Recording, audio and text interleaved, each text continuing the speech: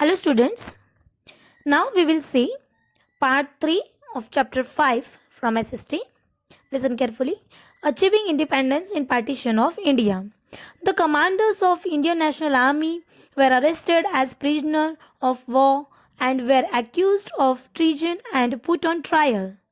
Then Balubhai Desai and Jawaharlal Nehru pleaded their case. The British government inflicted them with punishment. There were protests against them in the entire country. So, owing to populist opinion, the government had to withdraw the punishment. These events and with the naval mutiny of Bombay 1946, the British realized their rule in India will no longer be tenable.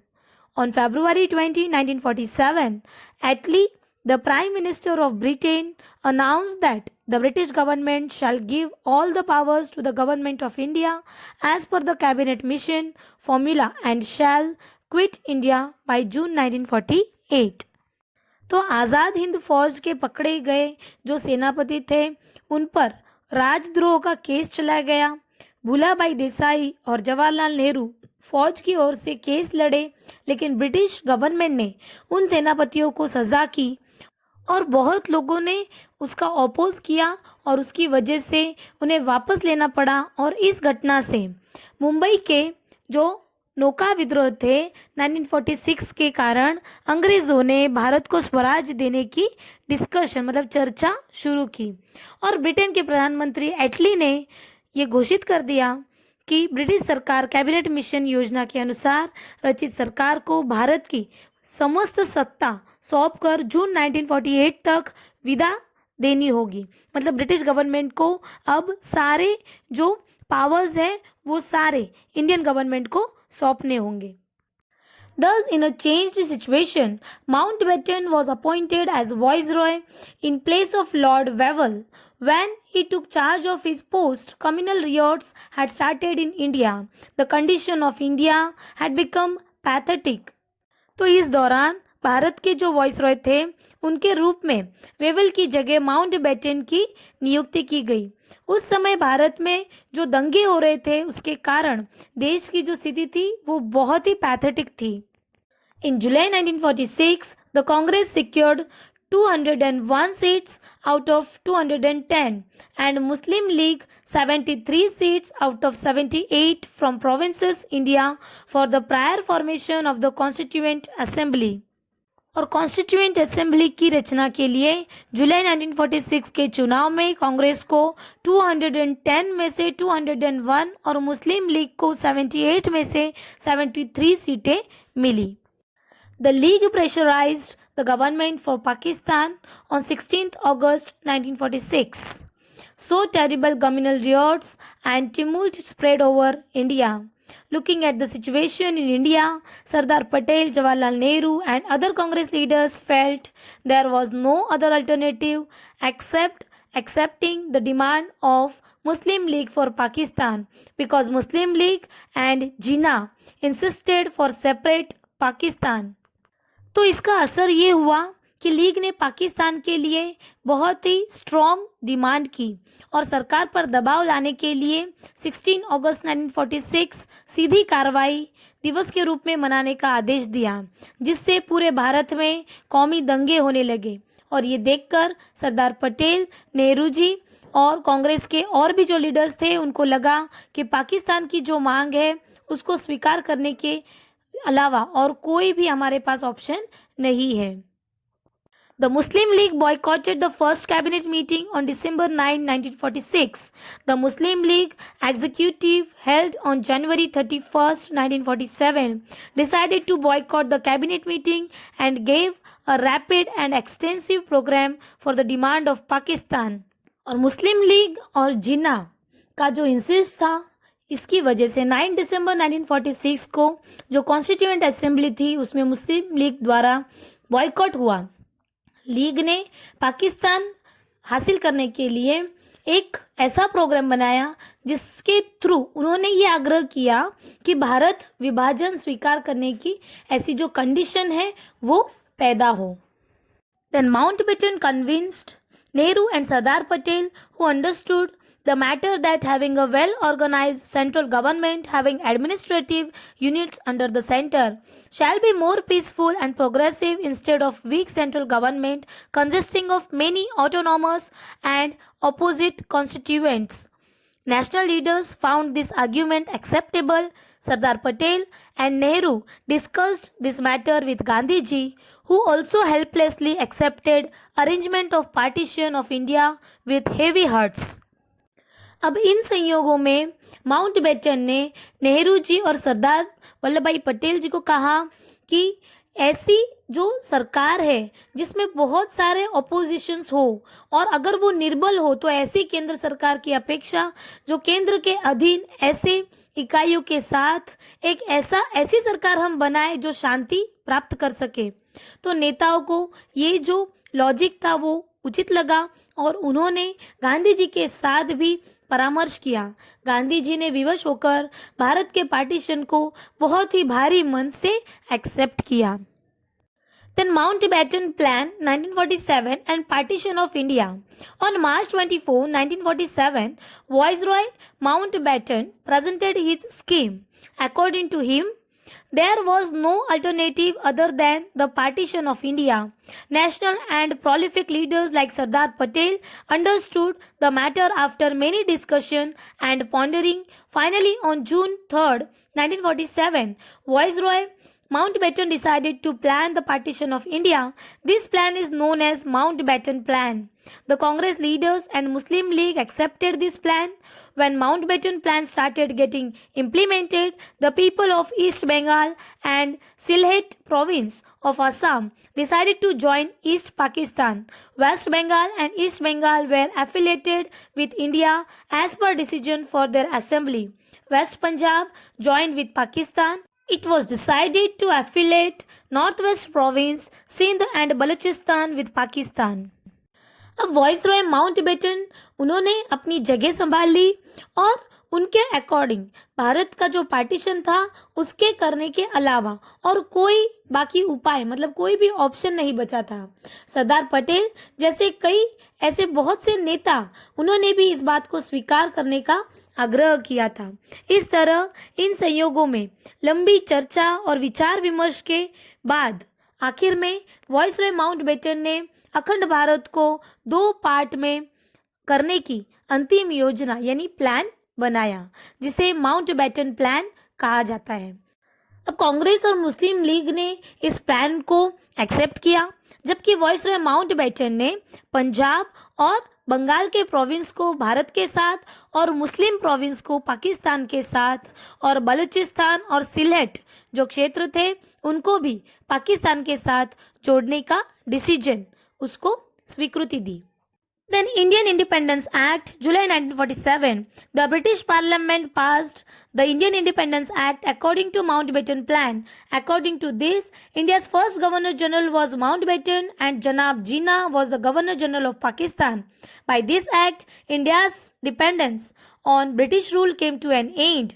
Therefore, Gandhiji considers this act as the one and only best and beneficial act given by the Britishers to India. अब viceroy Mountbatten का जो plan था उसके मुताबिक British parliament ने Indian independence act को पास किया और इस एक्ट के मुताबिक जो इंडिया के फर्स्ट गवर्नर जनरल के रूप में माउंटबेटन को और पाकिस्तान ने जनाब जिन्ना को चुना और इस एक्ट से भारत की पराधीनता पूरी हुई और इसीलिए गांधी जी इस धारा को ब्रिटिश सरकार द्वारा भारत को दिया गया एकमात्र उत्तम ऐसा कानून कहते हैं। Then the last viceroy of the British government organized a function in New Delhi at the midnight of August 14th. The Union Jack of England was brought down from the pole and the Indian national flag, tricolor, was hoisted. The documents attributing independence to India were handed over by Mountbatten to C. Rajgopalachari. the first Governor General of independent India.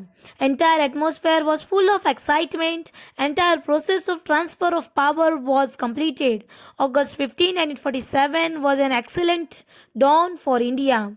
All celebrated the first Independence Festival very pleasantly and cheerfully in the entire country.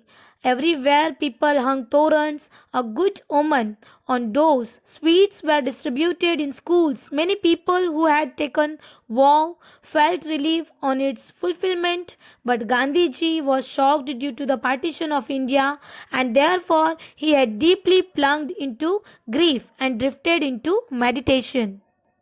अब जो Mountbatten plan था उसके बाद British government के last viceroy जो Mountbatten थे उनके द्वारा पूरी सत्ता इंडिया को सौंपने की कार्रवाई की शुरुआत न्यू दिल्ली में एक समारोह में की गई और जो ध्वज स्तंभ था उस पर से इंग्लैंड का जो राष्ट्रध्वज था यूनियन जैक नीचे उतारा गया और भारत का जो तिरंगा था वो फहराया गया।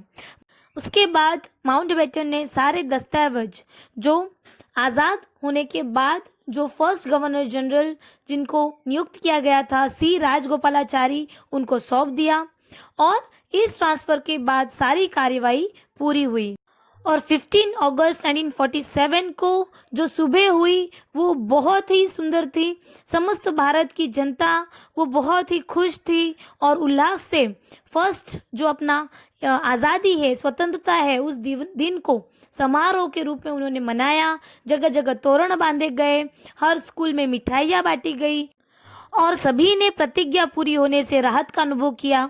लेकिन महात्मा गांधी जी जो पार्टीशन हुआ था इंडियन पाकिस्तान का उससे दुखी होने से वो बहुत ही गहरे शोक और चिंतन में डूबे थे।